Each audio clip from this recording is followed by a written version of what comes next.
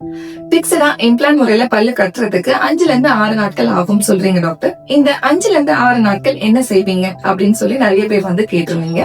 முதல் நாள் மேல் தாடைய கீழ்த்தாடையில மருத்துவ பொருள் மருந்து கொடுத்து பாதிப்படைஞ்ச பற்களை எடுத்துட்டு மேல் தாடையிலும் கீழ்த்தாடையிலும் இம்ப்ளான்ட் வலி இல்லாம பொறுத்துருவாங்க. 2வது நாள் பொருந்திய இம்ப்ளான்ட்டை டிஜிட்டல் முறையில அளவெடுப்பாங்க. அது மட்டும் இல்லாம உங்க தாடை உயரத்தை உறுதி செய்யறதுக்கும் உங்க கன்னம் உங்க உதடு எவ்வளவு தூரம் வெளியில வரணும் உள்ள போகணும் அப்படின்றத உறுதி செய்யறதுக்கு ஒரு மெழுகலவை எடுத்து உறுதி செய்வாங்க. 3வது நாள் டிஜிட்டல் முறையில பற்களை டிசைன் செஞ்சு அந்த பற்களை வந்து வாயிலே நேரடியாக ட்ரையல் பார்ப்பாங்க. இததான் வந்து 3D ட்ரையல் அல்லது புரோட்டோடைப் ட்ரையல் அப்படின்னு சொல்லி சொல்லுவாங்க. இந்த பற்களுடைய அமைப்பு பேஷண்ட்க்கு பிடிச்சிருந்தது அப்படின்னா அடுத்தது 3D பிரிண்டிங் முறையில வந்து பற்களை வந்து தயாரிக்க ஆரம்பிச்சிருவாங்க. 4வது நாள் மேல்தாடையிலும் கீழ்த்தாடையிலும் டைட்டானியம் பார் பொருத்தி பிக்ஸடான பற்களை வந்து இனிஷியல் டைட்னிங் அதாவது சாஃப்டா வந்து பிக்ஸ் பண்ணுவாங்க. அதுக்கப்புறம் 1ல இருந்து 2 நாட்கள் ஒரு இடைவெளி இருக்கும்.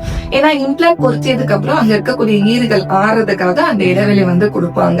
5வது நாள் செயற்கை ஈர் பொருத்தி மேல்தாடையிலும் கீழ்த்தாடையிலும் பிக்ஸடா பற்கள் வந்து பொருத்திடுவாங்க.